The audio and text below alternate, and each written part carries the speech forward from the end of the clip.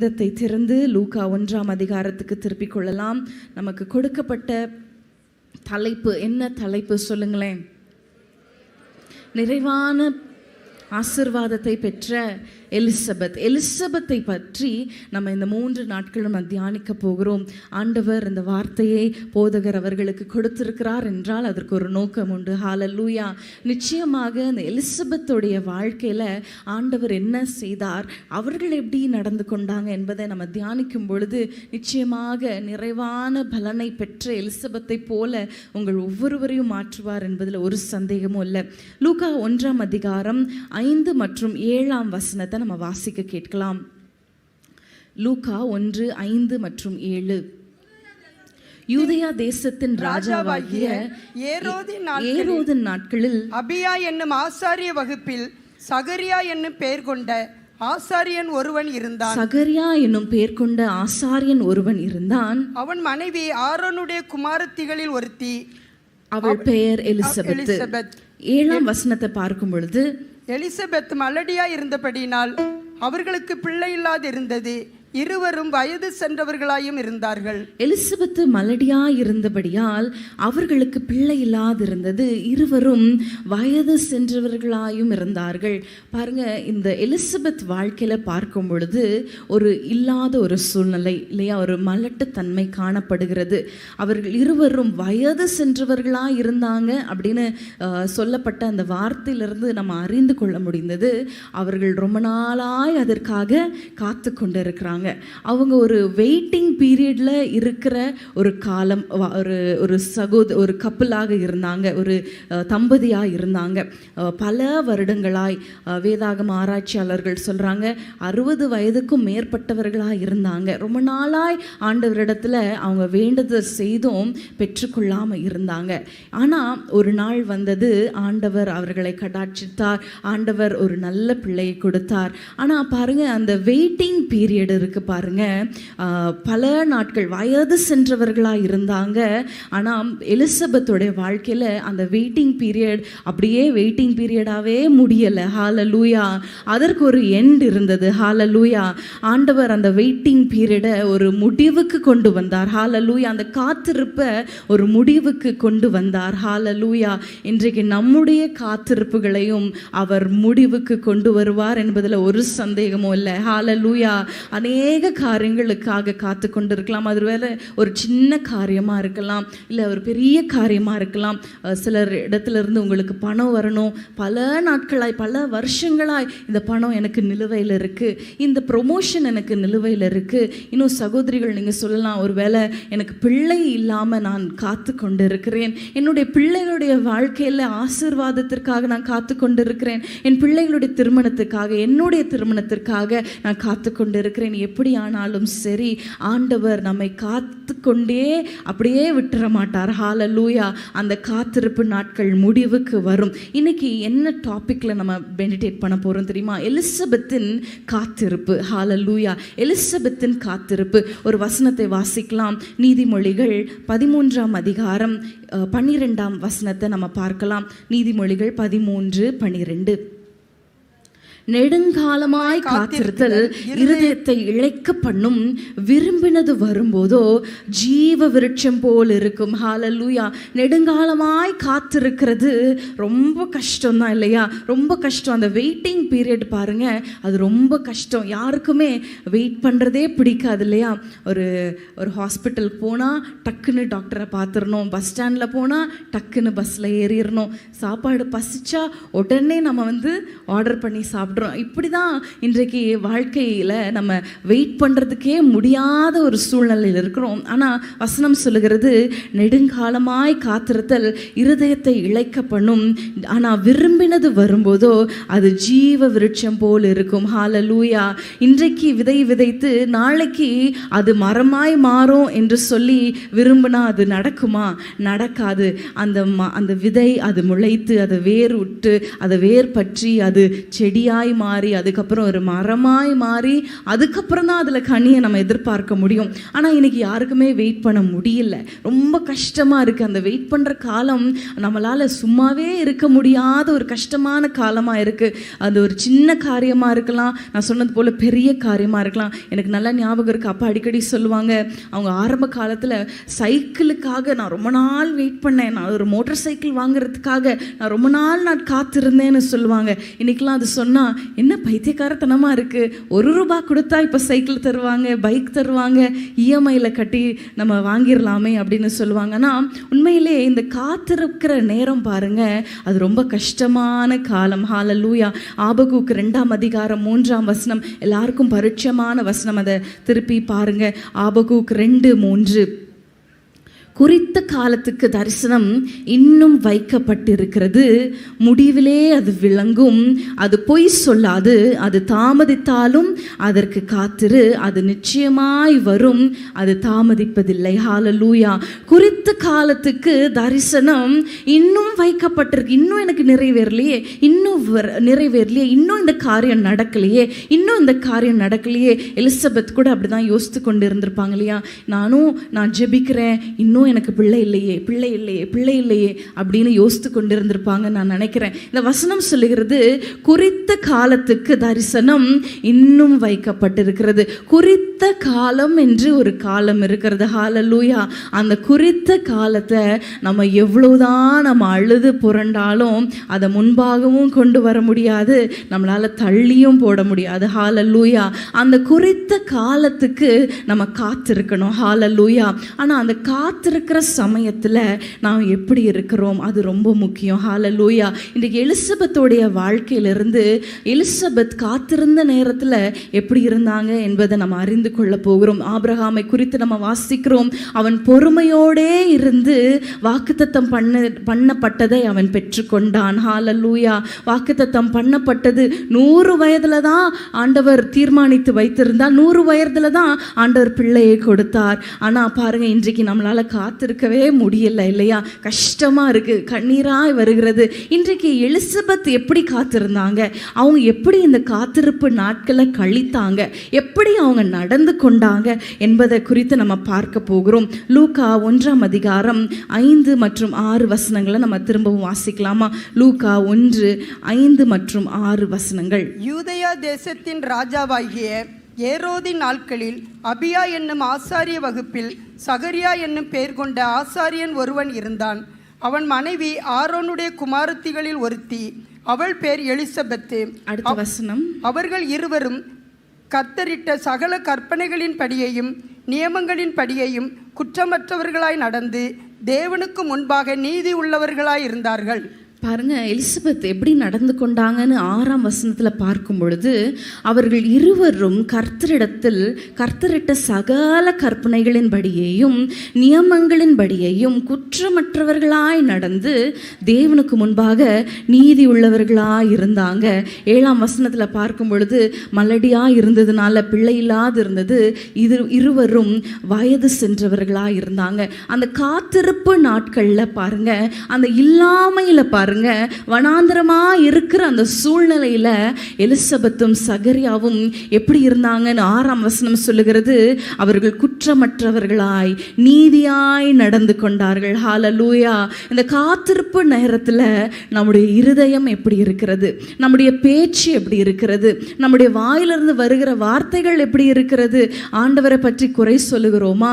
அன்றைக்கு யோபுவை குறித்து நம்ம பார்க்கிறோம். இவெல்லாவற்றிலும் யோபு குறை சொல்லவும் இல்லை, ஆண்டவருக்கு விரோதமாக பாவம் செய்யவும் இல்லை, தேவனை குறை சொல்லவில்லை என்று நம்ம பார்க்கிறோம். இன்னைக்கு நம்முடைய இருதயத்தை ஆண்டவர் பார்க்கிறார். நீங்க சொல்லலாம், நானும் காத்து கொண்டு இருக்கிறேன், எனக்கு ஒரு கஷ்டமான ஒரு காலமா இருக்கு, எப்பொழுது விடியும் என்று அந்த சங்கீதம்ல ஒரு வசனம் இருக்கு பாருங்க, எப்பொழுது விடியும் என்று ஜாமக்காரர்கள் காத்து கொண்டு இருக்கிறது போல நான் காத்து கொண்டு இருக்கிறேன். எப்பொழுது விடியும்? ஜாமக்காரர்கள் நைட் ஷிஃப்ட்ல யோசித்து பாருங்க, நைட்டெல்லாம் காத்திருந்து எப்போ விடியும், எப்போ என்னோட ஷிஃப்ட் முடியும், நான் வீட்டுக்கு போகலான்னு காத்திருக்கிறது போல தாவீது சொல்லுகிறார், எப்பொழுது விடியும் என்று ஜாமக்காரர்கள் காத்து கொண்டு இருக்கிறது போல நான் காத்து கொண்டு இருக்கிறேன். எப்போ முடியும், எப்போ இந்த நாட்கள் முடிவுக்கு வரும், எப்பொழுது என் வீட்லேயும் நல்ல காரியம் வரும். ஆனால் அவங்க இருதயம் எப்படி இருக்கிறது? மனுஷன் முகத்தை பார்க்கிறான், ஆண்டவரோ கர்த்தரோ நம்முடைய இருதயங்களை பார்க்கிறவர். இருதயங்கள் ஆழங்களை அவர் சோதி தருகிற தேவனா இருக்கிறார். அந்த இருதயத்தை பார்த்ததுனால தான் எலிசபெத்தின் அந்த நீதியாய் நடந்த அந்த இருதயம், குற்றமற்றவளாய் இருந்த அந்த இருதயத்தை பார்த்து தான் பாருங்க, ஆண்டவர் ஏதோ சாதாரணமாய் ஆசீர்வதிக்கல. அவர் எப்படிப்பட்ட ஒரு ஆசீர்வாதத்தை கொடுத்தார், மகிமையான ஒரு ஆசீர்வாதத்தை கொடுத்தார். யோவான் ஸ்நானகன் சொல்லும் பொழுது அவன் தேவனுக்கே, இயேசுவுக்கே ஞான ஸ்நானம் கொடுத்த ஒரு நபர், ஆண்டவருக்கு வழியை உண்டாக்கினவன் என்று வேதம் சொல்லுகிறது. அது மாத்திரமல்ல, மத்தேயுல அருமையான ஒரு வசனம் இருக்கு பாருங்க. மத்தேயு 11ஆம் அதிகாரம் 11ஆம் வசனத்துல முதல் பகுதியை நீங்க பார்க்கும் பொழுது, மத்தேயு 11:11 இந்தவர்களில் யோவான் ஸ்நானனை பார்க்கிலும் பெரியவன் ஒருவனும் இல்லை. ஹல்லேலூயா! அவ்வளோ பெரிய ஒரு பாக்கியம், அவ்வளோ பெரிய ஒரு பெருமை. ஆனா கஷ்டமா இருந்தது காத்திருப்பு இல்லையா? எவ்வளோ நிந்தையை ஃபேஸ் பண்ணியிருப்பாங்க. நீங்க ஊழியம் செய்றீங்க தானே, நீங்க ஜெபிக்கிறீங்க தானே, நீங்க ஆண்டவரை தேடுறீங்க தானே, ஆனா உங்க வீட்டில் பிள்ளை இல்லையே, உங்க வீட்டில் ஆசீர்வாதம் இல்லையே, இப்படியெல்லாம் நிந்தையான வார்த்தைகளை அவங்க கேட்டிருக்க கூடும். ஆனா ஒரு நாள் வந்தது, அந்த காத்திருப்பு முடிவுக்கு வந்தது. ஆண்டவர் ஒரு மகிமையான ஒரு ஆசீர்வாதத்தை தந்தார். எதனால தெரியுமா? ஆண்டவர் அவங்க இருதயத்தை பார்த்தார். எவ்வளோ உத்தமாய், எவ்வளோ ஜாக்கிரதையாய் ஆண்டவருக்காக ஊழியம் செய்கிற அந்த இருதயம். ஹல்லேலூயா! இன்றைக்கு உங்கள் ஆசீர்வாதத்தை தடை செய்கிறது ஒருவேளை உங்கள் இருதயமாக இருக்கலாம், ஒருவேளை உங்களுடைய பேச்சா இருக்கலாம். இன்னைக்கு ஆண்டவரிடத்துல ஒப்பு கொடுக்க போகிறோம். ஹல்லேலூயா! நமக்கு எல்லாருக்கும் ஆசை, எல்லாரும் திரும்பி பார்க்குற அளவுக்கு என்னோட வீட்டில் ஒரு பெரிய அற்புதம் நடக்கணும், என்னுடைய பிள்ளைகளுடைய திருமணத்தை எல்லாரும் திரும்பி பார்க்கணும், இப்படியெல்லாம் நம்ம ஆசைப்படுகிறோம். ஆனால் அந்த காத்திருப்பு நேரத்தில் நம்முடைய காரியங்களை கொஞ்சம் ஜாக்கிரதையாக இருக்கணும். ஹல்லேலூயா! யோசேப்பை குறித்து பார்க்கும் பொழுது ஆண்டவர் ஒரு பெரிதான ஒரு தரிசனத்தை கொடுத்தார், மகிமையான தரிசனம். ஆனால் வாழ்க்கையில் நடந்தது எல்லாமே தலைக்கீழே. ஆனால் வேதம் சொல்லுகிறது, சங்கீதம் 105 சங்கீதத்துக்கு திருப்பிக்கொள். 105ஆம் சங்கீதம் 19ஆம் வசனத்தை நீங்கள் பார்க்கும் பொழுது, அந்த வசனத்தை எல்லாரும் திருப்பி வாசிங்க. யோசேப்பை குறித்து போடப்பட்ட ஒரு வசனம் 105:19. கர்த்தர் சொன்ன வார்த்தை நிறைவேறும் அளவும் அவருடைய வசனம் அவனை புடமிட்டது. கர்த்தருடைய வார்த்தை சொல்லி அந்த வார்த்தை நிறைவேறும் அளவும் அவருடைய வசனம் அவனை புடமிட்டது. கர்த்தருடைய வார்த்தை என்ன? உன்னை எல்லாரும் வணங்குவாங்க, நீ எல்லாருக்கும் மேலே உயர்ந்திருப்பாய். ஆனால் நடந்தது என்ன? அவர் சிறைச்சாலையில் அடைக்கப்பட்டார், அவர் விற்று போடப்பட்டார், பொய் குற்றச்சாட்டு இதெல்லாம் நடந்த போதிலும் அங்கே வார்த்தை என்ன சொல்லுகிறது தெரியுமா? கர்த்தர் சொன்ன வார்த்தை நிறைவேறும் அளவும் வசனம் அவனை புடமிட்டது. வசனம் சுத்திகரிக்கிறது. ஹல்லேலூயா! யோசேப்பை அந்த வசனம் புடமிட்டு அவன் சுத்த பொன்னாய் விளங்கும் பொழுது ஆண்டவர் அந்த ஆசீர்வாதங்கள் எல்லாம் காணும்படி கிருபை செய்தார். இன்னைக்கு நம்மளுடைய வாழ்க்கையில நம்ம பெரிய காரியங்களை பார்க்கணும், மகிமையான காரியங்களை பார்க்கணும்னு ஆசைப்படுகிறோம். நம்முடைய இருதயத்தை இன்னைக்கு சுத்திகரிக்கணும். ஹல்லேலூயா! அன்றைக்கு அந்த காத்திருப்பு நாட்கள்ல எலிசபெத்தும் சகரியாவும் நீதி உள்ளவர்களாய் நடந்து கொண்டாங்க, குற்றமற்றவர்களாய் நடந்து கொண்டாங்க. யோசேப்பை குறித்து பார்க்கிறோம், அவனை வசனம் புடமிட்டது. ஹல்லேலூயா! வாலிபன் தன் வழியை எதனால் சுத்தம் செய்வான்? கர்த்தருடைய வசனத்தின்படி தன்னை காத்து கொள்கிறதுனால் தானே. ஹல்லேலூயா! ஒரு முறை ஒரு சிறிய ஒரு மகன் தன்னுடைய தாத்தாவை பார்த்து கேட்டான், எப்போ பார்த்தாலும் வசனத்தை வாசித்து கொண்டு இருக்கிறீங்களே, இது உங்களுக்கு ஏதாவது புரியுதா? நான் வாசித்து பார்க்குறேன், எனக்கு எதுவுமே புரியல, ஸோ நான் அதை வாசிக்கிறதே நிறுத்திட்டேன் அப்படின்னு சொல்லும் பொழுது அந்த தாத்தா ஒரு அழுக்கான சேரும் மண்ணும் நிறைந்த ஒரு பாட்டிலை எடுத்து அந்த மகன்கிட்ட கொடுத்து, இதை நீ டேப் கீழே ஓடுற தண்ணி கீழே நீ வை அப்படின்னு சொன்னாராம். இவனும் அந்த தண்ணி டேப் கீழே அதை திறந்து அந்த பாட்டில் அப்படி பிடிச்சி வச்சு கொண்டே இருக்கும் பொழுது என்ன நடந்தது பாருங்க. அந்த தண்ணி போக போக அந்த உள்ள இருக்க அழுக்கெல்லாம் வெளியே வந்து வந்து வந்து ஒரு பாயிண்ட்ல அது ஒரு கிளீனான ஒரு பாட்டிலாக மாறிவிட்டது. பிரியமானவர்களே, அதே போல தான் அந்த வசனமும் நமக்கு ஒன்றுமே புரியலைன்னா கூட நம்ம அதை வாசிக்க வாசிக்க வசனம் நம்மை சுத்திகரிக்கும். ஹalleluya. வசனம் நம்மை புடமிடும். ஹalleluya. அது புடமிட்டு நம்ம சுத்த பொன்னாய் விளங்கும் பொழுது பாருங்க, அந்த இருதயத்தை பார்த்து ஆண்டவர் ஒரு மகிமையான ஆசீர்வாதங்களை உங்களுக்கு தருவார் என்பதில் சந்தேகமே இல்லை. அப்போஸ்தலர் 17ஆம் அதிகாரம் 11ஆம் வசனத்தை நம்ம வாசிக்கும் பொழுது பெரோயா பட்டணத்தாரை குறித்து போடப்பட்ட வசனம் அப்போஸ்தலர் 17:11. அந்த பட்டணத்தார் மனோவாஞ்சையாய் வசனத்தை ஏற்றுக்கொண்டு காரியங்கள் இப்படி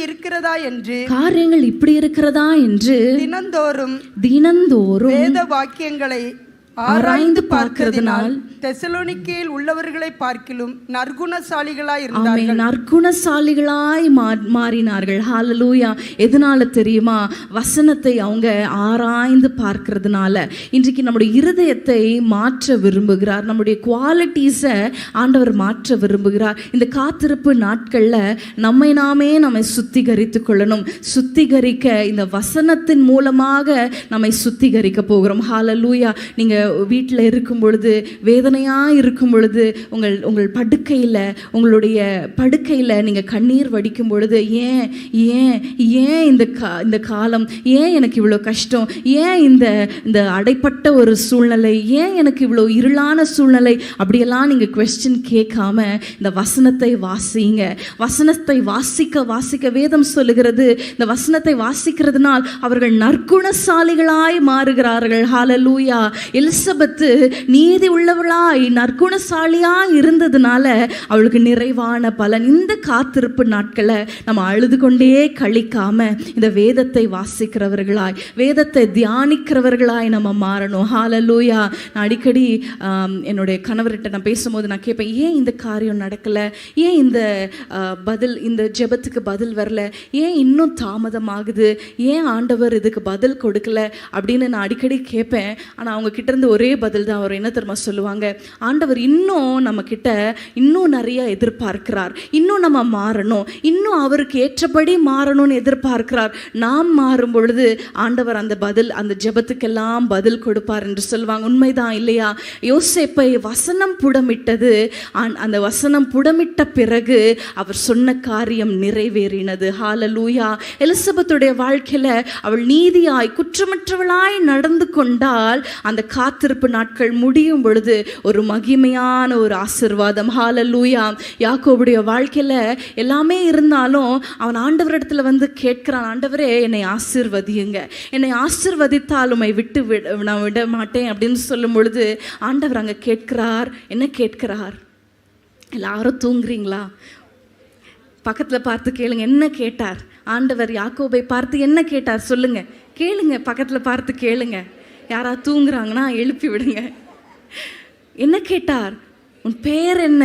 உன் பேர் என்ன? யாக்கோபு என்றால் எத்தன், ஏமாத்துக்காரன். ஆனால் ஆண்டவர் அந்த இடத்துல அவன் பெயரை மாற்ற விரும்புகிறார். அவன் பெயர் எப்படி இருக்கிறதோ அப்படியே இருக்கிறான் என்று வேதம் சொல்லுகிறது. இன்றைக்கு அந்த பெயரில் இருக்கிற அந்த ஏமாற்று காரியங்கள், அந்த எத்தனாய் செயல்பட்ட காரியங்கள் எல்லாவற்றையும் மாற்றி அன்றைக்கு இனிமேல் நீ இஸ்ரவேலா இருப்ப என்று மாற்றின பிறகு ஆண்டவர் அவனை ஆசீர்வாதமாய் கோத்திரங்களுக்கு அவனை பிதாவாய் மாற்றுகிறார். ஹalleluya. இன்றைக்கு ஆண்டவர் என்ன தெரியுமா முதலாவது சொல்ல விரும்புகிறார்? நம்முடைய காத்திருப்பெல்லாம் மாறணும், எல்லாமே ஆசீர்வாதமாய் மாறணும், எல்லாமே ஆசைதான். ஆனால் இந்த வெயிட்டிங் டைமில், இந்த டைம் பீரியடில், இந்த ஒன்றுமே இல்லாத சூழ்நிலை, ஒரு சைனும் இல்லை, ஒரு மாற்றத்துக்கு அறிகுறியே இல்லை, இதெல்லாம் மாறுமானே தெரியாமல் இருக்கிற நேரத்தில் நம்முடைய கேரக்டர்ஸை கொஞ்சம் நம்ம மாற்றிக்கொள்ளணும். ஹalleluya. இன்னும் உமக்கு பிரியமாய் நம்முடைய ஜீவியத்தில், நம்முடைய ஆவிக்குரிய ஜீவியத்தில் இன்னும் ஆண்டவரோடு நெருங்க இன்னைக்கு நம்ம ஒப்பு கொடுக்கலாமா? கண்களை மூடி இந்த காரியத்திற்காக நம்ம ஜெபிக்கலாம். ஆண்டவரே, இந்த வெயிட்டிங் பீரியடில் நான் குறை சொல்லி புலம்பியே நான் தீர்க்க மாட்டேன். இன்னும் நான் என்ன மாறணும், நான் இன்னும் என்னிடத்துல என்ன மாற்றிக்கொள்ளணும் ஆண்டவரே எனக்கு கற்றுக் கொடுங்க. அன்னைக்கு யாக்கோபை பார்த்து உன் பெயர் என்ன என்று ஆண்டவர் கேட்கும் பொழுது யாக்கோபு என்று ஆண்டவருக்கு தெரியாதா? ஆனால் ஞாபகப்படுத்துகிறார், சொல்லுகிறார், நான் யாக்கோபு, நான் எத்தன். இன்றைக்கு உங்களுக்கு தெரியும், நான் சொல்ல வேண்டியதில்லை, ஆண்டவர் சொல்ல வேண்டியதில்லை. உங்கள் கேரக்டர் என்ன, உங்களுடைய குணங்கள் என்ன, நம்ம எப்படி பேசுகிறோம், எப்படி நடந்து கொள்ளுகிறோம், எந்த அளவுக்கு ஆண்டவரோடு இருக்கிறோம் உங்களுக்கு தெரியும். இன்றைக்கு உங்களை பார்த்து கேட்கிறார் ஆண்டவர், இந்த டைம்ல, இந்த காத்திருப்பு நாட்கள்ல நீங்க எப்படி இருக்கிறீங்க, நான் எப்படி இருக்கிறேன், நீங்களே கேளுங்களேன். நான் ஜெபிக்கிறேனா, நான் வேதம் வாசிக்கிறேனா, நீதி உள்ளவளாய் நடந்து கொள்ளுகிறேனா, தேவையில்லாத புரட்டுகளை பேசுகிறேனா, வீண் பேச்சை பேசுகிறேனா, புறங்கூறுகிறேனா, அவதூறுகளை பேசுகிறேனா, தேவையில்லாத நபர்களை பற்றி நம்ம பேசிக்கொண்டு இருக்கிறோமா? இன்றைக்கு ஆண்டவர் உங்களிடத்தில் என்ன சொல்கிறார் தெரியுமா? இன்றைக்கு நீ மாறும் பொழுது, உங்களுடைய காரியங்கள்ல நீங்க மாற்றங்களை ஏற்படுத்தி கொள்ளும் பொழுது, ஆண்டவர் அவர் செய்ய வேண்டியதை அவர் செய்வார். ஹல்லேலூயா. இன்றைக்கு நீங்க ஒப்பு கொடுங்க, ஆண்டவரே உண்மைதான் ஆண்டவரே, நான் புலம்புகிறேன், நான் குறை சொல்லுகிறேன் ஆண்டவரே, நான் ஜெபிக்கல. இன்றைக்கு நான் ஆண்டவரே இந்த காத்திருப்பு நாட்கள்ல என் இருதயத்தை நான் மாற்ற விரும்புகிறேன். சொல்லுங்க ஆண்டவரே, இருதயத்துல ஆண்டவரே, இந்த இருதயத்துல இருக்கிற எல்லா கபடுகளையும் மாற்றி போடுவீராக. இன்னுமை தேடணும், இன்னுமை தேடணும். சொல்லுங்க ஆண்டவரே, இன்னும் நான் நெருங்கி வாழுகிற அனுபவத்தை தாங்க. இந்த காத்திருப்பு நாட்கள்ல உமோடு இதையே எனக்கு கிருபை செய்யுங்கப்பா. வேதத்தை வாசிக்கிறதுனால், வேதத்தை ஆராய்ந்து பார்க்கிறதுனால் நற்குணசாலிகள் ஆகிறார்கள் என்று சொன்னது போல எங்களை குணசாலியான ஸ்திரீகளாய் சொல்லுங்க ஆண்டவரே, நாங்கள் குணசாலிகளாய் மாறணும். நீங்க கேளுங்க ஆண்டவரே, குணசாலிகளாய் மாறணும் ஆண்டவரே. ஆண்டவரே, நாங்கள் எங்கள் வீட்டுகள்ல ஆண்டவரே குணசாலிகளாய் நாங்கள் மாறணும். ஆண்டவரே, எங்களை அர்ப்பணித்து ஜெபிக்கிறோம் இயேசுவின் நாமத்தில் பிதாவே, ஆமென். எலிசபெத்தின் காத்திருப்பை குறித்து நம்ம பார்த்து கொண்டிருக்கிறோம். எலிசபெத்து காத்திருப்பு நாட்களில் எப்படி நடந்து கொண்டாங்க? முதலாவது, ஆண்டவருக்கு விருப்பமுள்ள ஒரு ஸ்திரீயாய், ஆண்டவருடைய இருதயத்தில் அவங்களுடைய இருதயம் ஆண்டவருக்கு ஏற்றபடியாக இருந்தது என்று நம்ம பார்க்கிறோம். இரண்டாவதாக நம்ம பார்க்கும் பொழுது, எலிசபெத்தும் சகரியாவும் இந்த காத்திருப்பு நாட்களில் பாருங்க, அவர்கள் சுயமாய் ஒன்றுமே செய்யலை, அப்படியே காத்து கொண்டிருந்தாங்க. ஆண்டவர் செய்வார். அன்னைக்கு அந்த தூதன், கேப்ரியல் தூதன் சொல்லும் பொழுது என்ன சொல்லுகிறார்? சகரியாவே, உன் வேண்டுதல் கேட்கப்பட்டது. அப்போ என்ன அர்த்தம்? அவங்க வேண்டிக் கொண்டு இருந்தாங்க இல்லையா? ஆண்டவரிடத்துல வேண்டிக் கொண்டு அவர்கள் பொறுமையாய் காத்து கொண்டு இருந்தாங்க. ஆனால் அதே போல எலிசபெத்தை போல ஒரு ஸ்திரீ, வயது சென்றவள், ஸ்திரீகளுக்குள்ள வழிபாடு நின்று போன ஒரு ஸ்திரீ யாரு சொல்லுங்க பார்க்கலாம். பழைய ஏற்பாடுல சாராள். ஆனால் சாராள் என்ன செய்தாங்க தெரியுமா? ஆதியாகமம் 16ஆம் அதிகாரம் 1-2 வசனங்களை நம்ம பார்க்கலாம். ஆதியாகமம் 16ஆம் அதிகாரம் 1 மற்றும் 2 வசனங்கள். ஆபிரகாமுடைய மனைவியாகிய சாராய்க்கு பிள்ளை இல்லாதிருந்தது. எகிப்து தேசத்தாளாகிய ஆகார் என்னும் பெயர் கொண்ட ஒரு அடிமை பெண் அவளுக்கு இருந்தாள். சாராய் ஆபிரகாமை நோக்கி, நான் பிள்ளை பெறாதபடிக்கு கர்த்தர் என் கர்ப்பத்தை அடைத்திருக்கிறார், என் அடிமை பெண்ணோடு சேரும், ஒருவேளை அவளால் என் வீடு கட்டப்படும் என்றாள். ஒருவேளை அவளால் என் வீடு கட்டப்படும் என்றால் சாராளின் வார்த்தை ஆபிரகாம் செவி கொடுத்தான். ஹல்லேலூயா. பாருங்க, சாராள் என்ன செய்றாங்க? ஒருவேளை இவளால் கட்டப்படும்னு சொல்லி தானாய் கட்டுறாங்க. நான் கட்டுறேன் என் வீட்டை, நான் அப்படி கட்டுவேன், இப்படி கட்டுவேன், நான் இவங்களை வச்சு கட்டிடுவேன் அப்படின்னு சாராள் சுயமாய் செய்கிற காரியம் பாருங்க. வேதம் என்ன சொல்லுகிறது? கர்த்தர் வீட்டை கட்டாராகில் கட்டுகிறவர் பிரயாசம் விருதா. சொல்லுங்களேன், கர்த்தர் வீட்டை கட்டாராகில் கட்டுகிறவர்களின் பிரயாசம் விருதா. இன்றைக்கு நம்ம எடுக்கிற முயற்சிகள் கர்த்தருக்கு சித்தமா இருக்கிறதா? இன்றைக்கு இங்க பாருங்க, இன்றைக்கு நம்ம பார்க்கும் பொழுது சாராள் என்ன செய்யறாங்க? அவங்க இஷ்டமாய் கர்த்தருக்கு சித்தமா, இதுதான் ஆண்டவர் நியமித்ததா, அதெல்லாம் பார்க்கல. நான் ஒருவேளை நான் இது கட்டப்படும்னு சொல்லி அவங்க கட்ட ஆரம்பிக்கிறாங்க. அது என்ன ஆனது? அது பிற்பாடு அவங்களுக்கே அது ரொம்ப கஷ்டமான ஒரு சூழ்நிலையாய் மாறுகிறது.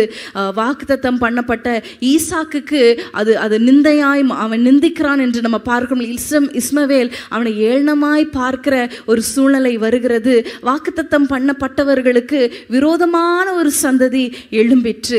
பாருங்க, நம்ம வாழ்க்கையில் இந்த காத்திருக்கிற நேரத்தில் பாருங்க, பிசாசு என்ன செய்வான் தெரியுமா? நம்மளை சும்மா இருக்கவே விட மாட்டான். அவங்க இடத்துல போய் கேட்கலாமா, இவங்க இடத்துல போய் கேட்கலாமா, இவங்க இடத்துல போய் உதவி கேட்கலாமா, இல்லை சில நேரம் யார்கிட்டையாவது பேசலாமா, நம்ம காரியங்களை குறித்து பேசினா பாரம் குறையும் அப்படின்னு சொல்லுவான். இன்னைக்கு ஆண்டவர் உங்களை பார்த்து சொல்லுகிறார் என்ன தெரியுமா? இந்த காத்திருப்பு நாட்களில் நீங்கள் பொறுமையோடே காத்திருக்க பழகுங்க. ஹல்லேலூயா, ஹல்லேலூயா. எனக்காக வேதம் சொல்லுகிறது, எனக்கு கர்த்தருக்கு காத்திருக்கிறவர்கள் புதுபலன் அடைந்து கழுகுகளைப் போல எழும்புவார்கள். அவர்கள் ஓடினாலும் இளைப்படையார்கள், நடந்தாலும் சோர்ந்து போகார்கள். இன்னைக்கு ஒரு முடிவு எடுக்க போகிறோம். ஆண்டவரே, நான் பொறுமையாய் காத்திருக்க எனக்கு கிருபை செய்யுங்க. சாராளை போல நம்ம அவசரப்பற்றக்கூடாது. சின்ன காரியமாக இருக்கலாம், ஆனால் எல்லாவற்றிலும் நாம் பொறுமை உள்ளவர்களாய் நடந்து கொள்ள வேண்டும். ஹல்லேலூயா. ஒரு முறை ஒரு சிறிய பையன் என்ன பண்ணான்னா, ஒரு மாம்பழம் விதையை எடுத்துகிட்டு வந்து மாம்பழ விதையை மண்ணில் புதைச்சி வச்சுட்டு அவங்க அம்மாட்ட போய் சொல்லலாம், அம்மா நான் மாம்பழம் விதையை புதைச்சி வச்சுருக்கிறேன், அதுலேருந்து எனக்கு மாம்பழம் வரப்போகுது, எனக்கு ரொம்ப சந்தோஷமாக இருக்குது அப்படின்னு சொன்னானா. அடுத்த நாள் என்ன பண்ணானா, அந்த பையன் என்ன பண்ணானா, அந்த மண்ணெல்லாம் தோண்டி வேர் விட்டுருக்குதா அப்படின்னு பார்த்தானா, வரல. திரும்ப புதைச்சி வச்சிட்டான். இப்படி டெய்லி வேர் விட்டுருக்குதான்னு நோண்டி பார்த்து பாருங்க, அது எவ்வளோ நாள் ஆகும் ஒரு மாமரத்துலேருந்து கொட்டையிலேருந்து அது வேர் வந்து அது முளை தெழும்புறதற்கு. ஆனால் இவனுடைய அவசரம் பாருங்க, அதை ஓப்பன் பண்ணி பார்த்ததுனால அது வளர வேண்டிய அளவுக்கு வளராமல் அந்த ஸ்பீடு, அந்த குரோத்தை அது அப்படியே தடுத்து விட்டது. இன்னைக்கு நம்முடைய அவசரங்கள் பாருங்க, ஆண்டவர் செய்ய வேண்டிய காரியங்களை கூட நம்மளால் செய்ய அது நிறைவேறாத படிக்கு நம்முடைய அவசரங்கள் இன்றைக்கு நம்ம புத்தி இல்லாமல் செய்த காரியங்கள் இன்னைக்கு ஒரு வேளை தடுத்து இருக்கலாம். நீங்கள் கூட சொல்லலாம், நான் தெரியாமல் இதை செஞ்சுட்டேன், அதனால இப்படி ஆயிருச்சு. ஹல்லேலூயா. இன்றைக்கு ஆண்டவர் இடத்துல நம்ம கேட்க போகிறோம், ஆண்டவரே எனக்கு இன்னும் பொறுமையை கொடுங்க. ஹல்லேலூயா. நீதிமொழிகள் 16ஆம் அதிகாரம் 32ஆம் வசனத்தில் நம்ம பார்க்கும் பொழுது, நீதிமொழிகள் 16:32 நம்ம வாசிக்கலாமா?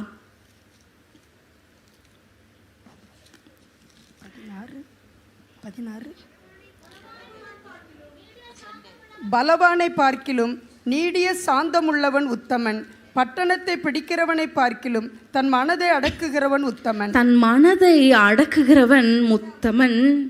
வாசிங்க. பலவானை பார்க்கிலும் நீடிய சாந்தமுள்ளவன் உத்தமன், பட்டணத்தை பிடிக்கிறவனை பார்க்கிலும் தன் மனதை அடக்குகிறவன் உத்தமன். சீட்டு மடியிலே போடப்படும், காரிய சித்தியோ கர்த்தரால் வரும். நம்ம என்னதான் செஞ்சாலும் காரிய சித்தி வாய்க்க பண்ணுகிறவர் யாரு? கர்த்தர் தான் வாய்க்க பண்ண முடியும். கர்த்தர் தான் வீட்டை கட்ட முடியும். கர்த்தர் தான் காரியங்களை கைகூடி வர செய்ய முடியும். இந்த வசனம் சொல்லப்பட்டது போல, பலவானை பார்க்கிலும் நீடிய சாந்தம் உள்ளவன். ஹல்லேலூயா. பட்டணத்தை பிடிக்கிறவனை பார்க்கிலும் தன் மனதை அடக்குகிறவன். இன்னொரு வசனம் இருக்கு, தன் ஆவியை அடக்காத மனுஷன் மதிலிடைந்த மதிலிடைந்த பட்டணத்துக்கு ஒப்பா இருக்கிறது. இன்னைக்கு நம்முடைய ஆவியை அடக்க முடியல, நம்முடைய அவசரத்தை அடக்க முடியல. உடனே செஞ்சிடணும், உடனே பேசிடணும், கொஞ்சம் நிதானிக்கணும். ஹல்லேலூயா. ஆவிக்குரியவன் எல்லா காரியங்களும் நிதானிக்கிறான், அவன் நிதானிக்கப்படான் என்று வேதம் சொல்லுகிறது. இன்னைக்கு நம்ம வாழ்க்கையில் இரண்டாவதான காரியம் என்ன தெரியுமா? இந்த காத்திருப்பு நாட்களில் நமக்கு பொறுமை மிகவும் அவசியமாக இருக்கிறது. ஹல்லேலூயா. பொறுமையாக இருக்கவே முடியல. பொறுமையை தாண்டி அவசரப்பட்டு பேசின வார்த்தைகள், எடுத்த முடிவுகள், பண்ணின ஃபோன் கால்ஸ், இன்னைக்கு எல்லாவற்றையும் ஆண்டவர் சமூகத்தில் ஒப்பு கொடுத்துட்டு, ஆண்டவரே நான் எலிசபெத்தை போல நான் அமர்ந்திருக்க போகிறேன். ஹல்லேலூயா, ஹல்லேலூயா. கர்த்தரிடத்தில் ஒப்பு கொடுத்துட்டு நான் அமர்ந்திருக்க போகிறேன். யோவான் 5ஆம் அதிகாரம் 2-3 வசனங்களுக்கு நம்ம திருப்பிக் கொள்ளலாம். யோவான் 5ஆம் அதிகாரம் 2 மற்றும் 3 வசனங்களை நம்ம பார்க்கும் பொழுது பக்கம் 130 அதுல நம்ம பார்க்கிறோம். எபிரேய பாஷையிலே பெதஸ்தா என்னப்பட்ட ஒரு குளம் எருசலேமில் ஆட்டு வாசலின் அருகே இருக்கிறது. அதற்கு 5 மண்டபங்கள் உண்டு. அவைகளிலே குருடர், சப்பானிகள், சூம்பின உருப்புடையவர்கள் முதலான வியாதிக்காரர் அநேகர் படுத்திருந்து தண்ணீர் எப்பொழுது கலங்கும் என்று காத்து கொண்டிருப்பார்கள். ஆமேன். அதில் பாருங்க, எபிரே பாஷையில் பெசஸ்தா என்னும் பெயரில் ஒரு குளம் எருசலேமில் ஆட்டுவாசல் இருக்கிறது.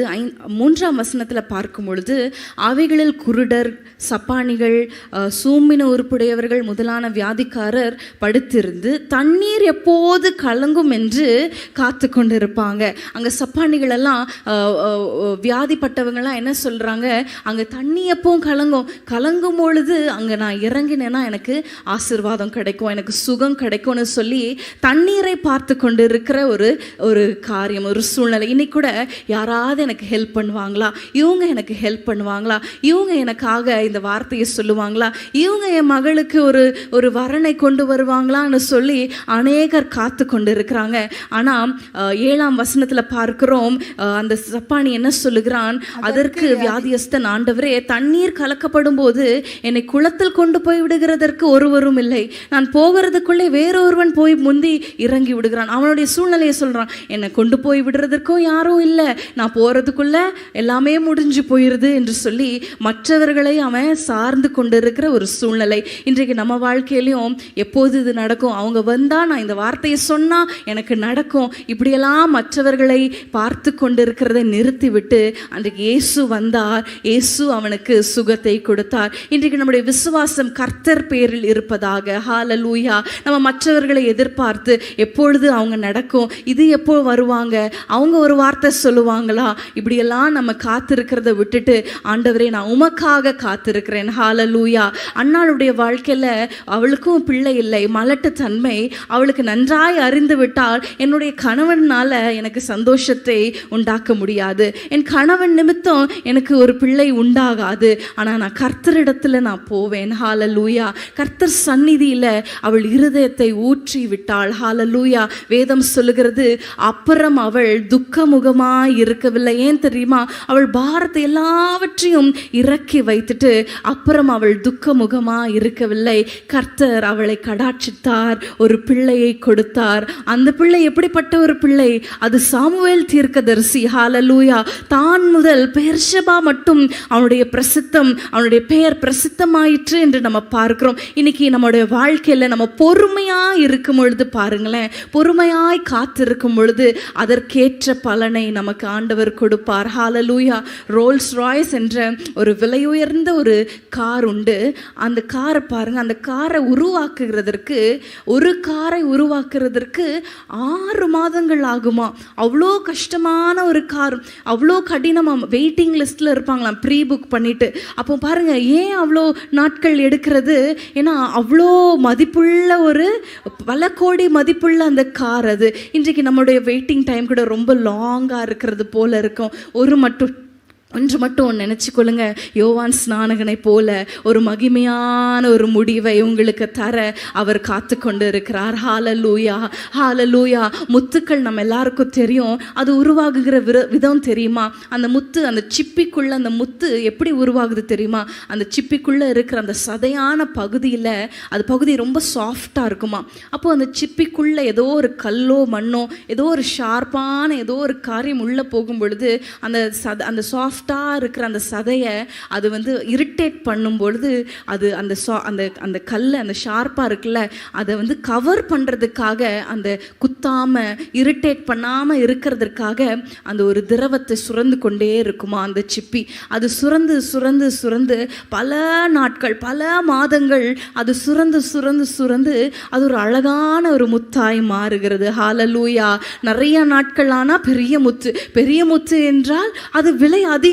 இன்றைக்கு ஒருவேளை அந்த காத்திருப்பு நாட்கள் ரொம்ப கஷ்டமாக இருக்குது, ரொம்ப கடினமாக இருக்குது. அந்த முத்துக்குள்ளே அந்த கல் போகும்பொழுது அதுக்கு ரொம்ப வலிக்கும் இல்லையா, ரொம்ப கஷ்டமாக இருக்கும், அது ரொம்ப இரிட்டேட் பண்ணும். ஆனால் அந்த இரிட்டேஷனில் அந்த முத்து என்ன பண்ணுகிறது தெரியுமா? அதை நான் முத்தாய் மாற்றுகிறேன். ஹல்லேலூயா. என் பொறுமையின் நிமித்தம் அதில் நான் சுரந்து, அந்த திரவத்தை சுரந்து அதை நான் முத்தாய் மாற்றப் போகிறேன் என்று சொல்லி அது ஒரு விலையேற பெற்ற முத்தை உண்டாக்குகிறது. போகிறது. இன்றைக்கு இந்த காத்திருப்பு நாட்களில் பேசுகிற அந்த குத்தி பேசுகிற அந்த வார்த்தைகள் இருக்குல்ல, அதுக்கெல்லாம் நீங்கள் பொறுமையாக இருந்தீங்கன்னா உங்களுக்கு அதற்கேற்ற பலனை ஆண்டவர் கொடுப்பார். ஹல்லேலூயா, ஹல்லேலூயா. இன்னும் திருமணம் நடக்கலையா? இத்தனை வருஷம் ஆச்சு குழந்தை பிறக்கலையா? இன்னும் நீங்கள் கடன் அடைக்கலையா? இன்னும் இப்படியே தான் இருக்கிறீங்களா? இப்படியெல்லாம் உங்களை பார்த்து நிந்தையான வார்த்தைகள் வருதா? கொஞ்சம் பொறுத்து கொள்ளுங்க. ஹல்லேலூயா. கொஞ்சம் சகிக்கிறேன் ஆண்டவரிடத்துல கேளுங்க. அந்த சகிப்பு ரொம்ப கஷ்டம்தான், சகிக்கிறது ரொம்ப கஷ்டம்தான். ஆனால் ஆண்டவரிடத்துல சொல்லுங்க, ஆண்டவரே இன்னும் நான் சகிக்கிறேன், இன்னும் எனக்கு பொறுமையை தாங்க, இன்னும் எனக்கு பலனை தாங்க, இன்னும் எனக்கு காத்திருக்க எனக்கு பலனை தாங்க. ஹல்லேலூயா. இந்த காரியத்துக்காக நம்ம ஜெபிக்கலாமா? ஒரு நிமிஷம். தாவீது சொல்லுகிறார், நான் கர்த்தரிடத்தில் பொறுமையாய் காத்திருந்தேன், அவர் அப்படியே விட்டுட்டார் இல்லை, அவர் என்னிடமாய் சாய்ந்து என் விண்ணப்பத்துக்கு, என் கூப்பிடுதலுக்கு அவர் பதில் கொடுத்தார். ஹல்லேலூயா. அவர் பதில் கொடுப்பார். ஆனால் என்ன வேணும்? நமக்கு பொறுமை வேணும். இன்னைக்கு சாராளை போல நமக்கு தேவையில்லாத முடிவுகளை எடுத்துராம நிதானமாய், ஹல்லேலூயா, ஆவிக்குரியவன் நிதானிக்கிறான். இன்றைக்கு நம்ம ஆவிக்குரியவர்களாய் இருக்கணும். உலகத்தார் போல இதை செஞ்சிடலாமா, அதை செஞ்சிடலாமா, என் சொந்த ஞானத்துல வேதம் சொல்லுகிறது, உன் சுய புத்தியின் மேல் சாயாமல், ஹல்லேலூயா, உன் வழிகளெல்லாம் அவரை நினைத்துக்கொள், அப்பொழுது அவர் உன் காரியத்தை வாய்க்க பண்ணுவார். ஹல்லேலூயா. உன் சுய புத்தியின் மேல் நீங்க சொல்லுங்க, என் சுய புத்தியின் மேல் நான் சாய மாட்டேன். சில நேரம் கோபப்படுகிற சூழ்நிலையில தேவையில்லாத முடிவுகளை நம்ம எடுத்துருவோம். ஆண்டவரே, அந்த கோபப்படுகிற சூழ்நிலையில, ஆண்டவர் எரிச்சலா இருக்கிற அந்த சூழ்நிலையில அந்த நிந்தையான வார்த்தைகள் எனக்கு நேராய் வரும் பொழுது, ஆண்டவரே எனக்கு பொறுமையை தாங்க சொல்லுங்க. அந்த சகிப்பு தன்மையை கேளுங்க. நீங்க கேளுங்க, ஆண்டவரிடத்துல கேளுங்க. ஹல்லேலூயா. இன்னும் சகிக்க இந்த போராட்டங்கள்ல ஆண்டவர் இன்னும் பொறுமையா இருக்க. அன்றைக்கு தண்ணீர் எப்பவும் கலங்கும், யார் என்னை கூட்டிட்டு போவாங்க அப்படின்னு அந்த சப்பானி இருந்தது போல இல்லை. ஆண்டவரே, நாங்கள் உம்மை பார்க்கிறோம், நாங்கள் தண்ணீரை பார்க்கல, நாங்கள் சூழ்நிலையை பார்க்கல, நாங்கள் மனிதர்களை பார்க்கல. நீங்க சொல்லுவீங்களா? ஆண்டவரே, நாங்கள் பார்க்கிறோம். கரங்களை உயர்த்தி சொல்லுங்க, ஆண்டவரே உம்மையே நம்பி இருக்கிறேன், எனக்கு பொறுமையை தருவீராக, என்னை தாழ்த்தி ஒப்பு கொடுக்கிறேன் இயேசுவின் நாமத்தில் பிதாவே, ஆமென். மூன்றாவதாக ஒரு காரியம் பார்க்க போகிறோம்.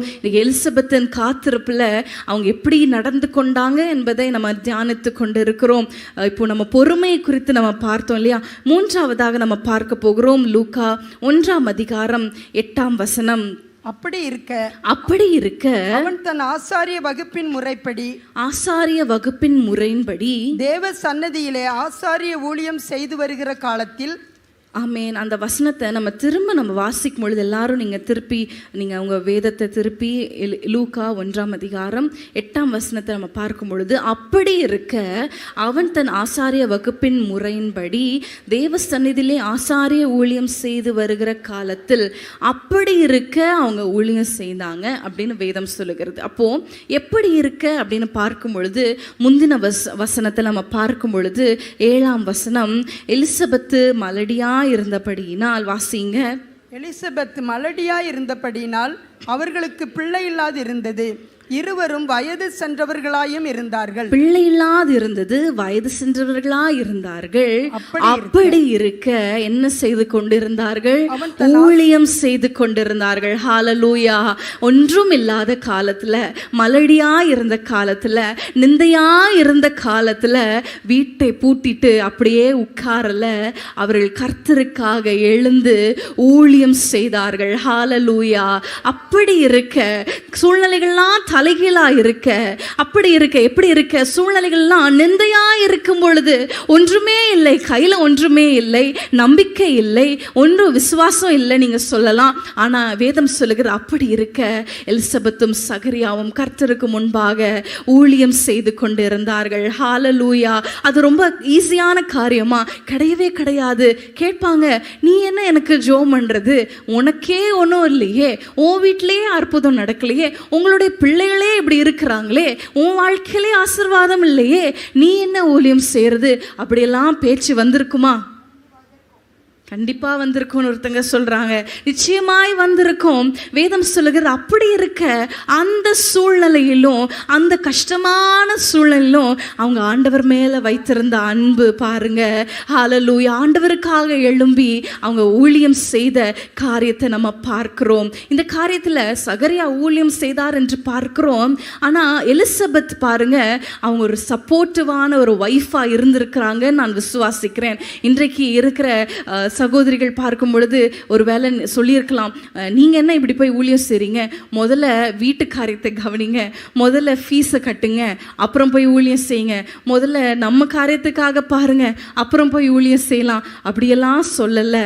ஹல்லேலூயா. அப்படியெல்லாம் சொல்லலை, நான் விசுவாசிக்கிறேன். ஆமென்.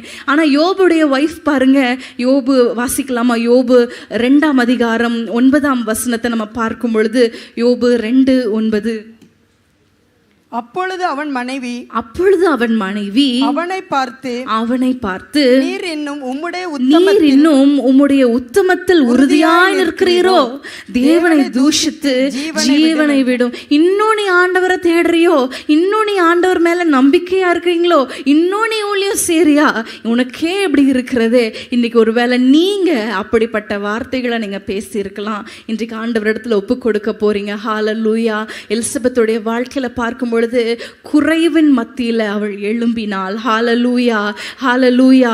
ஆண்டவர் எப்பொழுதுமே, ஆண்டவர் சர்வ வல்லமை உள்ளவர். ஆமேன். ஆண்டவர் பராக்கிரமம் செய்கிறவர். ஆமேன். அவர் எல்லாவற்றையும் உருவாக்கினவர், எல்லாவற்றையும் அறிந்தவர். நமக்கு ஒரு அற்புதம் செய்தாதான் ஆண்டவரை பற்றி சொல்லணும்னு அவசியமே இல்லை. ஹல்லேலூயா. ஆண்டவர் நமக்கு ஒரு பிள்ளையை கொடுத்தாதான் நான் ஆண்டவரை பற்றி சொல்லுவேன், அப்படி இல்லை. நிறைய பேர் சொல்றது என்ன தெரியுமா? ஆண்டவர் மாத்திரம் எனக்கு இந்த காரியத்தை செஞ்சுட்டாருன்னா நான் எழும்பி அவர் பின்னால நான் போயிடுவேன், நான் ஊழியத்துக்கு நான் முழுமையாய் நான் போயிடுவேன். அப்படி அல்ல. உங்கள் பாடுகள் மத்தியில் நீங்கள் எழும்பும் பொழுது அந்த இருதயத்தை அவர் பார்க்கிறார். ஹல்லேலூயா. என்னுடைய தாயாருடைய காரியம் உங்கள் எல்லாருக்கும் தெரியும். அவங்க பேஸ்மேக்கர் பொருத்தப்பட்டு உயிர் வாழ்ந்தாங்க. அப்போது ஸ்டார்டிங்கில் டாக்டர்ஸ் டயக்னோஸ் பண்ணி உங்களுடைய ஹார்ட் வீக்காக இருக்கிறது, பேஸ்மேக்கர் பொருத்தணும், பேஸ்மேக்கர் பொருத்தி தான் உங்களோட உயிர் வாழ முடியும் அப்படின்னு சொல்லும்பொழுது எங்கள் அம்மாவுக்கு ரொம்ப கஷ்டமாக இருந்ததுதான். சொல்லியிருப்பாங்க எலிமில் கூட.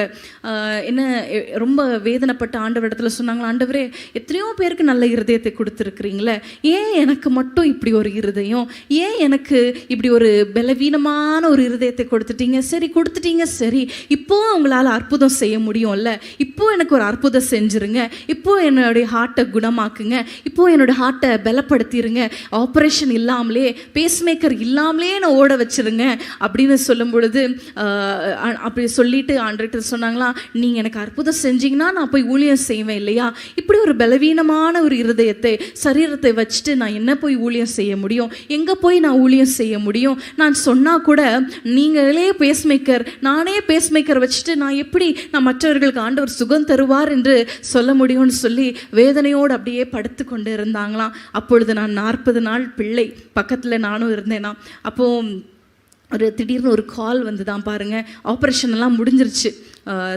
ஆப்ரேஷன் அந்த இப்படி ஜெபித்தாங்க, ஆனால் ஜெபத்துக்கு பதில் வரலை.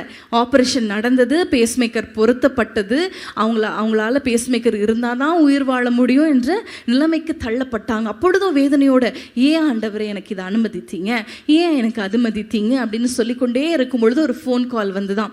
அப்போது அவங்க எடுத்தோடனே ஒரு சகோதரி பேசினாங்களாம், சிஸ்டர் உங்களுடைய நம்பர் இந்த ஸ்டாஃப் நர்ஸ் கொடுத்தாங்க, போன மாதம் உங்களுக்கு சர்ஜரி பேஸ்மேக்கர் சர்ஜரி நடந்ததாமே, என்னுடைய கணவருக்கு இப்போது நாங்கள் அட்மிட் பண்ணியிருக்கோம், அவங்களுக்கும் சர்ஜரி நடக்க போகிறது. ஆனால் என்ன பிரச்சனைனா பேஸ்மேக்கரை வச்சுட்டாங்க, ஆனால் அதில் இன்ஃபெக்ஷன் ஆனதுனால அடுத்த பக்கம் இந்த பக்கம் வச்சுருக்குறாங்க, இந்த பக்கமும் இன்ஃபெக்ஷன் ஆயிடுச்சு, இனிமேல் பேஸ்மேக்கர் எங்கே வைக்கிறதுன்னு தெரியாமல் டாக்டர்ஸ் திகைச்சிட்டு இருக்காங்க, தயவுசெய்து அந்த காரியத்துக்காக ஜோமனுங்க அப்படின்னு சொல்லும் பொழுது ஆண்டவர் பேச தொடங்கினார். நிறைய பேருக்கு இருதயம் இருந்தாலும் ஊழியம் செய்யல. இன்னைக்கு உனக்கு பேஸ்மேக்கரை வைத்து அதில் ஒரு இன்ஃபெக்ஷனும் இல்லாமல் பேஸ்மேக்கரோடு இத்தனை வருடம் உன்னை உயிர் வாழ நான் வைக்க போகிறேன். ஹல்லேலூயா. உனக்கு பேஸ்மேக்கரில் ஒரு இன்ஃபெக்ஷன் இல்லாமல் உயிரை திரும்ப ஜீவனை கொடுத்துருக்கிறேனே, அந்த சகோதரனை பாரு, பேஸ்மேக்கர் வச்சாலும் லெஃப்ட் சைடில் வச்சா அங்கே இன்ஃபெக்ஷன் ஆயிடுச்சு, திரும்ப எடுத்துட்டு ரைட் சைடில் வச்சுருக்காங்க, இன்ஃபெக்ஷன் ஆயிடுச்சு, இனி உயிர் எப்படி நான் ஜீவிக்க போகிறாங்க, எப்படி நான் அந்த ஜீவனை நான் அவங்களுக்கு கிடைக்க போது தெரியல. இன்றைக்கு இன்னைக்கு நம்முடைய வாழ்க்கையில் கூட இல்லாமையே குறித்து நம்ம பேசிக்கொண்டு இருக்கிறோம். இன்னைக்கு எனக்கு அது இல்லை இது இல்லை. ஆனால் நம்மளையோட ஏழையாக இருக்கிற சகோதரிகளை யோசித்து பாருங்க, நம்மளே இல்லாத கஷ்டப்படுகிற சகோதரி யோசித்து பாருங்க. ஒரு சகோதரி குறித்து பார்க்கும் பொழுது ஹஸ்பண்ட் இல்லை, பிள்ளை இல்லை, வீடு இல்லை, எங்கே போகிறதுனே தெரியலன்னு சொல்கிறாங்க. பிள்ளைகள் குடிக்கிறாங்கன்னு சொல்கிறாங்க, பிள்ளைகள் போதை வஸ்துக்கு அடிமையாக இருக்கிறாங்கன்னு சொல்கிறாங்க, எங்கே போகிறதுனே தெரியல. இப்படியெல்லாம் சகோதரிகள் இருக்கும் பொழுது நமக்கெல்லாம் அப்படிப்பட்ட சூழ்நிலையில் ஆண்டவர் ஆசீர்வாதமான சூழ்நிலை தானே கொடுத்திருக்கிறார். இன்றைக்கு உங்களுக்கு நல்ல இருதயங்களை கொடுத்திருக்கிறார் இல்லையா? என் தாயார் ஒரு பலவீனமான ஒரு பாண்டம், அவங்களால இவ்வளோ ஊழியம் செய்ய முடியும். நான் அடிக்கடி கேட்பேன், எப்படி நீங்கள் இப்படி ஓடுறீங்க, எப்படி உங்களால் முடியுது? காலையில் எழும்பி வேதத்தை வாசித்து ஆஃபீஸ் காரியத்தை பார்த்து ஊழியத்துக்கு போனால் ஊழியத்தை போயிட்டு ஈவினிங் வந்து 5:30 மீட்டிங், இப்படி ஓடிக்கொண்டே இருப்பாங்க. நான் கேட்பேன், எப்படி உங்களால் முடியுது? அவங்க சொல்லுவாங்க, கிருபை, ஹல்லேலூயா. நம்முடைய இல்லாமையே நம்ம பேசி கொண்டிருந்தோம்னா நம்மளால் ஒன்றுமே செய்ய முடியாது. ஆண்டவரும் நமக்கு எதுவுமே செய்ய முடியாது. ஆனால் இல்லாமை இல்லை, நம்முடைய குறைவில். அன்னைக்கு ஒரு அடிமை பெண் தான், ஆனால் நாகமானுக்கு அவள் ஊழியம் செய்த ஒரு அடிமை பெண். ஹல்லேலூயா, ஹல்லேலூயா. ஒரு சமாரியா ஸ்திரீ, அந்த சமுதாயத்தில் ஒதுக்கப்பட்ட ஸ்திரீ, அவள் போய் ஆண்டவரை சொல்லுகிறாள். ஹல்லேலூயா. யாகேலை குறித்து நம்ம பார்க்கிறோம், அவள் ஒரு கூடார வாசி. இன்னைக்கு அநேக பெண்கள் சொல்லுகிறது தெரியுமா, நான் சும்மா வீட்டில் இருக்கிறேன், என்னால் ஒன்றுமே முடியாது, நான் வேலைக்கு போகல, நான் சம்பாதிக்கல, நான் படிக்கல. அப்படி அல்ல. நம்ம கூடார வாசிகளாக இருந்தாலும் நான் கர்த்தருக்காக எழும்ப வேண்டும். ஹல்லேலூயா. ஏன் தெரியுமா? அன்றைக்கு அவங்க ஆசாரிய வகுப்பு, அவங்க ஆசாரிய குடும்பத்தில் பிறந்த சகோதரி எலிசபெத்து அப்படி நீங்கள் சொல்லலாம். அதனால அவங்க ஊழியம் செஞ்சாங்க. இன்னைக்கு உங்கள் அப்பா ஊழியம் செய்கிறாங்க, அதனால நீங்கள் ஊழியம் செய்கிறீங்க.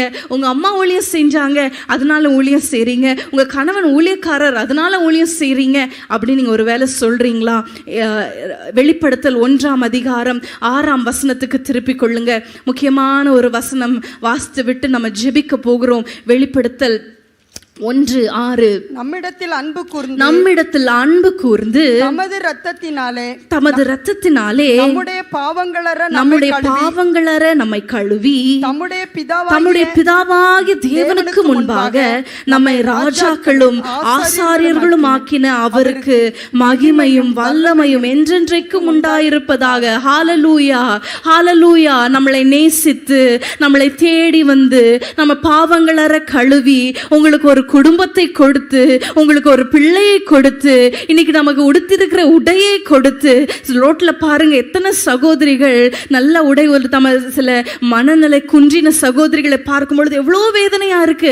சரியான உடை கூட இல்லை, சரியான சாப்பாடு இல்லை. நீங்க திருநங்கைகளை குறித்து நம்ம பார்க்கும் பொழுது திருப்பிட்டு நம்ம போகிற முகத்தை, அவங்க வாழ்க்கையை யோசித்து பாருங்க. அவங்களுக்கு யார் அவங்களை ஆதரிப்பா? முதிர் வயதுல யார் அவங்களை தேற்றுவாங்க? ஒன்றுமே இல்லை. இன்னைக்கு நம்ம எல்லாருக்கும் ஒரு குடும்பத்தை கொடுத்திருக்கிறாரே. எவ்வளவு நேசித்தா நம்மை அவங்கள காட்டிலும் நம்ம அதிகமாய் ஆசீர்வதித்திருக்கிறாரே. நம்ம எப்படி மாற்றி இருக்கிறார்? ராஜாக்களும் ஆசாரியர்களுமாய் மாற்றி இருக்கிறார். அன்றைக்கு ஆசாரிய வகுப்புல பிறந்தவர்கள், ஆசாரியரின் பிள்ளைகள் தலைமுறையாய் ஆண்டவருக்கு ஊழியம் செய்தார்கள். இன்றைக்கு நம்ம எல்லாரும் யாரு? ஆசாரியர்கள். ஹல்லேலூயா. நம் ஊழியம் செய்ய அழைக்கப்பட்டு இருக்கிறோம். வீட்டிலே இருந்து அழுது அப்படியே காலத்தை ஓட்டின நாட்கள் போதும். பிரியமானவர்களே, எழுந்து சபைக்கு வாங்க. சபையில சொல்றாங்க இல்லையா, நாங்கள் சகோதரிகளால் கூடி ஜெபிக்கிறோம். எதற்கு ஜெபிக்கிறாங்க? தேசத்துக்காக ஜெபிக்கிறாங்க, ஊழியர்களுக்காக ஜெபிக்கிறாங்க, ஹாஸ்பிட்டல்ல விசிட்ஸ் போறாங்க. இப்படி அநேக காரியங்கள்ல உங்களை ஈடுபடுத்தி கொள்ளுங்கள். ஹல்லேலூயா. வீட்டிலே சமைத்து அதுக்கு சாப்பிட்டு அதையே நம்ம அப்படியே இருந்து விடக்கூடாது. ஹல்லேலூயா. நம்ம ஒவ்வொருவரும் எழும்ப வேண்டும். ஹல்லேலூயா. நமக்கு முன்பாக எத்தனையோ சகோதரிகள் இருக்கிறாங்க. என்னோட தாயாரே உங்களுக்கு ஒரு பெரிய ஒரு எக்ஸாம்பிள். அவ்வளோ பலவீனம் தான், முடியாத காரியம் தான். அவங்களால ஸ்டெப்ஸ் ஏற முடியாது. பாருங்க, 5 கிலோக்கு மேலே தூக்க முடியாது. இன்றைக்கு 25 கிலோ அரிசி அப்படியே தூக்கி கவுத்துற பெண்கள் இருக்கிறீங்க. எவ்வளோ பலத்தை கொடுத்திருக்கிறார், எவ்வளோ ஆசீர்வாதத்தை கொடுத்திருக்கிறார். ஆனால் சின்ன சின்ன காரியங்கள் டிலே ஆகும் பொழுது நம்முடைய காரியங்கள் எப்படி அப்படியே உட்கார்ந்து விடுகிறோம். அப்படி அல்ல, நாம் எழுந்து ஹல்லேலூயா ஆண்டவருக்கு ஊழியம் செய்கிறவர்களாய் நம்ம மாற போறோம். நான் நான் எப்படி ஊழியம் செய்கிறது? ஹalleluya. வாசிக்கலாமா? புலம்பல் 2ஆம் அதிகாரம் 19ஆம் வசனத்தை நம்ம பார்க்கலாம். புலம்பல் 2:19, பக்கம் 954. எழுந்திரு, ராத்திரியிலே முதற் ஜாமத்திலே கூப்பிடு, ஆண்டவரின் சமூகத்தில் உன் இருதயத்தை தண்ணீரை போல ஊற்றிவிடு. எல்லா தெருக்களின் முனையிலும் பசியினால் மூர்ச்சித்து போகிற உன் குழந்தைகளின் பிராணனுக்காக உன் கையை அவரிடத்திற்கு ஏறெடு. ஹalleluya. சீயோன் குமாரத்தை குறித்து சொல்லப்படுகிற வார்த்தை, எழுந்திரு, முதற் ஜாமத்திலே உன் கைகளை ஏறெடு. எதற்காக? தெருல அழிந்து கொண்டிருக்கிற பிள்ளைகள், இன்றைக்கு சகோதரிகள், ஸ்திரீகளுக்கு விரோதமாக செய்யப்படுகிற பாவங்கள் எத்தனை நம்மையே நம்ம பார்த்து கொண்டு இருக்கிறோம். நம்மளையே, நம்முடைய இல்லாமையே, நம்மளுடைய குறைகளே, நமக்கு பிள்ளை இல்லை, திருமணமாகல, கடன் பாரம், இப்படியே சொல்லி கொண்டிருக்கிறோம். ஆனா நமக்கு ஒன்று தெரியும், ஆண்டவர் இதெல்லாவற்றையும் மாற்றிடுவார் ஒரு நாள் என்று. ஆனால் ஆண்டவரை அறியாம துக்கத்திலையும் கண்ணீர்லையும், நமக்கு சபைக்கு வந்தால் நமக்கு சந்தோஷம் இருக்கு, ஆனால் ஒன்றுமே இல்லாமல் அப்படியே இருள, அப்படியே டிப்ரெஷன்ல, அப்படியே மன அழுத்தத்தில் எத்தனை சகோதரிகள் அப்படியே முடங்கி இருக்கிறாங்க தெரியுமா? எத்தனை பிள்ளைகள் எங்கே போகிறது, யார் இடத்துல போகிறது, என்ன காரியம் இப்படி இருக்கிறது, எதற்கு வாழ்கிறேன் அப்படின்னு தற்கொலைக்கு நேராய் போய் கொண்டு இருக்கிறாங்க. நீங்கள் எழுந்து ஜெபிப்பீங்களா அவர்களுக்காக? எழுந்து உன் கைகளை ஏறெடுத்து ராஜாமத்தில் நதி அளவுக்கு கண்ணீரை விட்டு நீங்கள் ஜெபிப்பீர்களானால் உங்களை குறித்து ஆண்டவர் மகிழுவார். ஹalleluya. எலிசபெத் காத்திருப்புல அவங்க ஆண்டவருக்கு விருப்பமுள்ள, ஒரு நீதியுள்ள, ஒரு இருதயமுள்ள ஒரு ஸ்திரீயா இருந்தாங்க, பொறுமையா இருந்தாங்க. அது மாத்திரமல்ல, குடும்பமாய் ஊழியம் செய்கிறவராய் இருந்தாங்க. இன்றைக்கு கண்களை மூடி எழுந்து நின்று, ஆண்டவரே இந்த காத்திருப்புல நான் எழும்பணும். ஹalleluya. எப்பொழுதெல்லாம் கண்களை மூடி எழுந்து நின்று ஜெபிங்க, எப்பொழுதெல்லாம் உங்க காரியம் உங்களை மிகவும் அழுத்துதோ, எப்பொழுதெல்லாம் உங்க சூழ்நிலை குறித்து நீங்க யோசிக்கும் பொழுது உங்களுக்கு எப்பொழுதான் கண்ணீர்லேருந்து கண்ணீர் வழுதோ, எப்போதெல்லாம் உங்களுடைய இருதயம் பாரப்படுகிறதோ, நீங்க அப்போ சொல்லுங்க, என் காரியத்தை ஆண்டவரே நீங்க மேற்பட்டு கொள்ளுங்க. ஹalleluya. என் காரியத்தை உங்க கையில ஒப்பு கொடுக்கிறேன், நான் மற்றவர்களுக்காக ஜெபிக்க போகிறேன். ஹalleluya. மற்றவர்களுக்காக ஜெபிக்க போகிறேன். எத்தனை பேர் ஒப்பு கொடுக்கிறீங்க? இன்றைக்கு நான் ஜெபிக்கிற ஒரு ஸ்திரீயா, என்னால மற்ற இடத்துல போய் பிரசங்கம் பண்ண முடியாது, நான் பேச முடியாது, நீங்க சொல்றீங்களா? உங்க வீட்டுல இருந்து நீங்க கண்களை ஏறெடுத்து கயிறுகளை ஏறெடுத்து ஜெபிக்கிறதே ஒரு பெரிய ஊழியம். இன்றைக்கு ஜெபம் குறைந்து விட்டது, சபைகள்ல ஜெபம் குறைந்து விட்டது, கிறிஸ்தவ குடும்பங்கள்ல ஜெபம் குறைந்து விட்டது.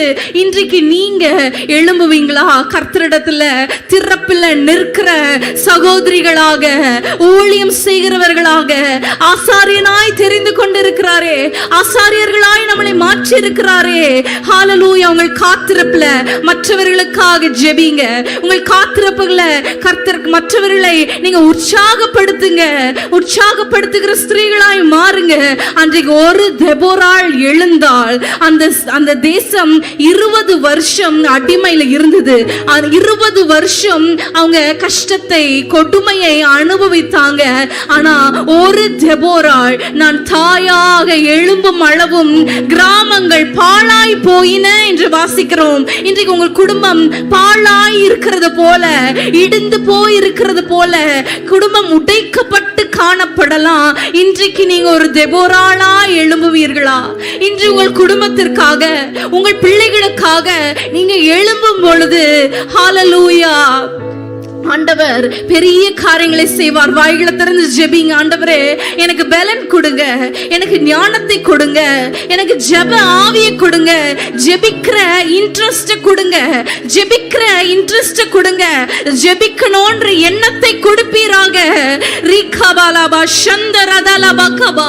நம் போராட்டங்களையே பார்த்து, நம் போராட்டங்களையே உழன்று அப்படியே அழிந்து போகிறது ஆண்டவருடைய சித்தம் அல்ல. நீங்க எழும்பணும். ஹalleluya. சீயோன் குமாரத்தியே நீ எழும்பு, நீ எழுந்து ஹalleluya, எழும்பு, எழும்பு சீயோனே, உன் தூசியை உதறிவிட்டு எழும்பு.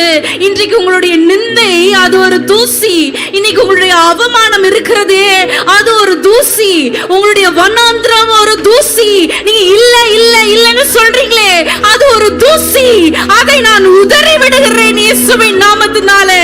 ரீதாலாபா சந்தலபகபா. என் பிள்ளைகளுடைய காரியம் எனக்கு கவலையா இருக்கிறது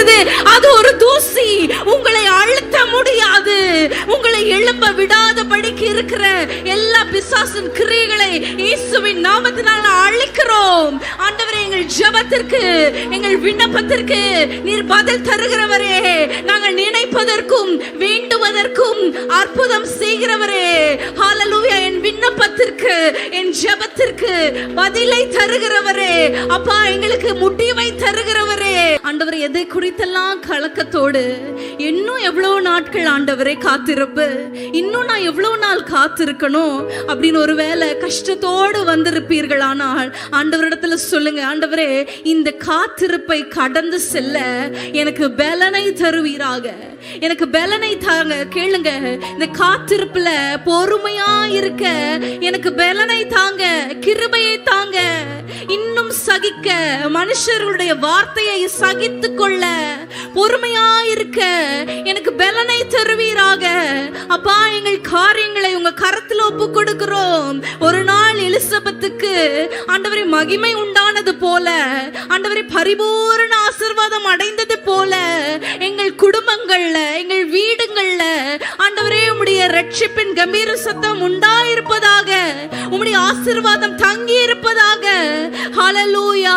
அவர் பாழாய் கிடக்கிற ஸ்தலங்களை அவர் தேர்தலடைய செய்து, ஹalleluya, அதை ஏதேனை போலவும் கர்த்தருடைய தோட்டத்தை போலவும் ஆக்குகிறார் என்று வாசிக்கிறோம். இன்னைக்கு பாழாய் இடிந்து போய் மடிந்து போய் உங்க குடும்பம் காணப்படலாம். இந்த காத்திருப்புக்கு ஒரு நாள் முடிவு உண்டு. ஹalleluya. விசுவாசிக்கிறீங்களா? நன்றி ஆண்டவரே, எங்கள் காத்திருப்புக்கு ஒரு முடிவை தருகிறீர். அதற்காக ஸ்தோத்திரம், ஸ்தோத்திரம், ஸ்தோத்திரம். அந்த நாளை சுதந்திரித்துக் கொள்ள ஆண்டவரே, அந்த நாள்ல நாங்கள் பிரவேசிக்க எங்களுக்கு கிருபையும் பொறுமையும் தருவீராக. பெண்களுக்கு இன்னும் பொறுமையை தருவீராக, இன்னும் சகிப்பு தன்மையை தருவீராக. இந்த காத்திருப்பு நாட்கள்ல உமக்கு சாட்சியாய் வாழ எங்களுக்கு கிருபை செய்யுங்க. மற்றவர்களுக்கு ஆசீர்வாதமாய் எங்களை மாற்றுவீராக. எங்களை தாழ்த்தி ஒப்பு கொடுக்கிறோம் இயேசுவின் நாமத்தில் பிதாவே, ஆமென்.